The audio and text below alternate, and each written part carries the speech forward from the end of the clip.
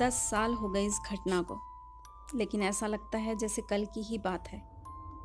College बंद थे, Christmas की छुट्टियां थी, तो देहरादून दीदी के घर जाने का प्रोग्राम बना।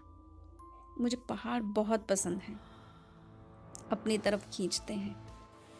ऊंचे नीचे रास्तों पर आगे बढ़ते हुए ऐसा लगता है जैसे कोई कहानी बुन रहे हों। ट्रेन स्टेशन पर रुकी।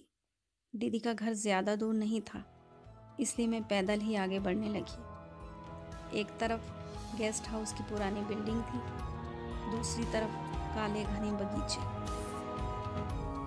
कोहरा बढ़ता जा रहा था, रास्ता सुनसान था। बस मेरे आगे एक औरत चल रही थी। मैं जैसे ही उस औरत तक पहुंची कि वो औरत गायब हो गई। मैं डर के इधर उधर देखने लगी और तभी एक भयानक साया हवा में मेरे सामने झूलने लगा। मैं चीख मारकर बेतहाशा भागती हुई दीदी के घर तक पहुंची। मैं बहुत डरी हुई थी। दीदी जीजाजी दोनों मुझे तसल्ली देने लगे। दीदी ने कहा, इस वक्त काले बागों के रास्ते से नहीं आना था। मैंने दीदी के घर में उस साए को फिर से देखा और मेरी हालत बिगड़ने लगी। माँ ने मुझे घर में वापस बुला लिया, लेकिन वापस घर में आकर भी मेरी हालत में कोई सुधार नहीं आया। मुझे वो भयानक और डरावना साया हर किसी के चेहरे में नजर आता। मेरी हालत बिगड़ती जा रही थी। एक डर की दीवार मेरे चारों तरफ खड़ी होती जा रही थी। पिताजी ने डॉक्टर को दिखाया। डॉक्टर ने तरह तरह के सवाल किए, लेकिन कोई फायदा नहीं। माँ ने पंडितों को और तांत्रिकों को दिखाया। मैं बहुत ज़्यादा डिप्रेशन में रहने लगी थी। दीदी ने बताया कि वो काला साया यूं ही मेरे पीछे नहीं पड़ गया।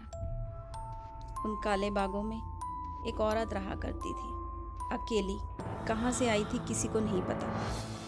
और एक दिन अचानक आग लगी और वो औरत मर गई। उसके बाद लोग कहते हैं कि उसकी आत्मा काले बागों में नजर आती है। किसी ने मुझे एक ताबीज़ पहना दिया।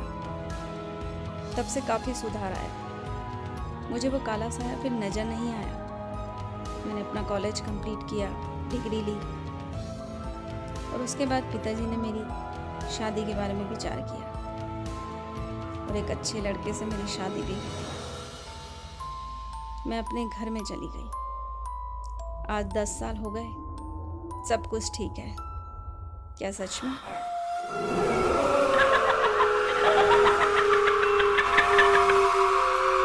अगर आपको कहानी पसंद आई तो प्लीज़ चैनल को सब्सक्राइब ज़रूर करें और बेल के आइकन को ज़रूर दबाएं।